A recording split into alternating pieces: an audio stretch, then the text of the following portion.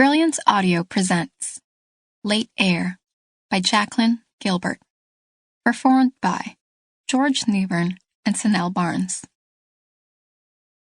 "Remember our goals," Coach Murray said. He and his number one runner, Becky Sanders, were in his car, headed to the campus golf course. "We're aiming for 5:10 pace," he said. "Okay."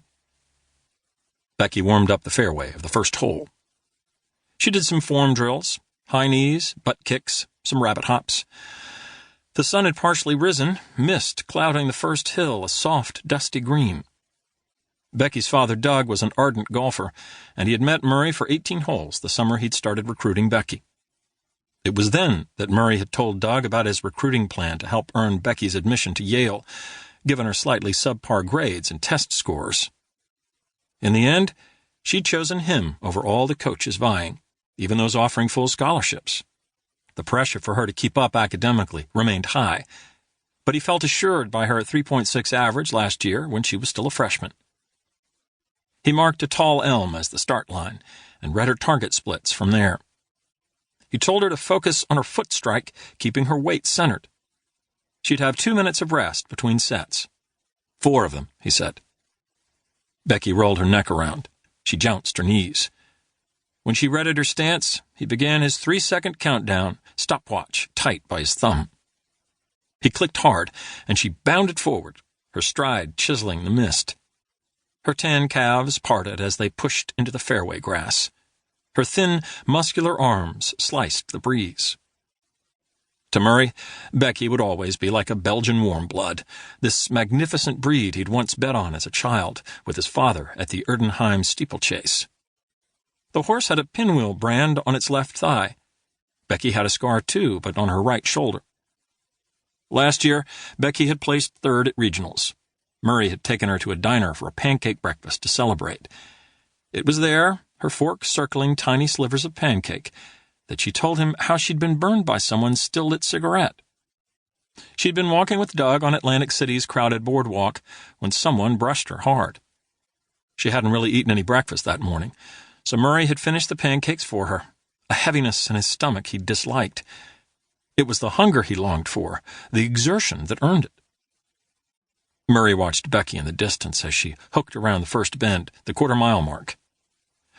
Her forward lean looked good, legs kicking back nicely. Gravity was taking her, he thought. She let gravity take her.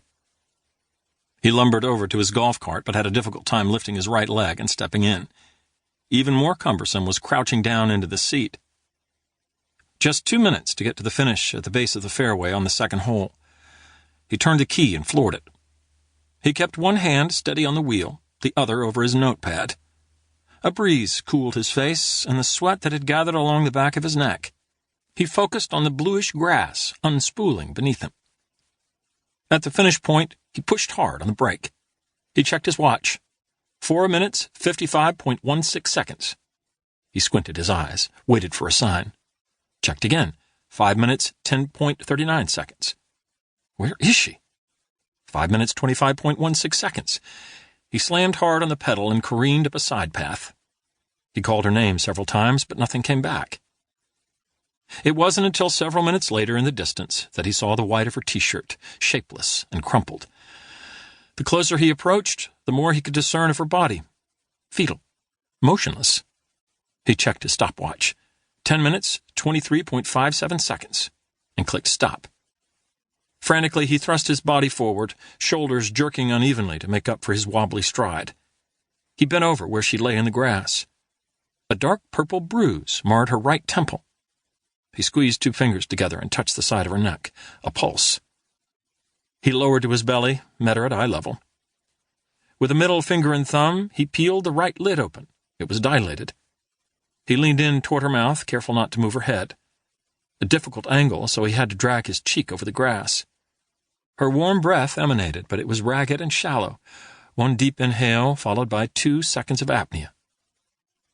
"Becky," he spoke close to her ear, "blink if you can hear me."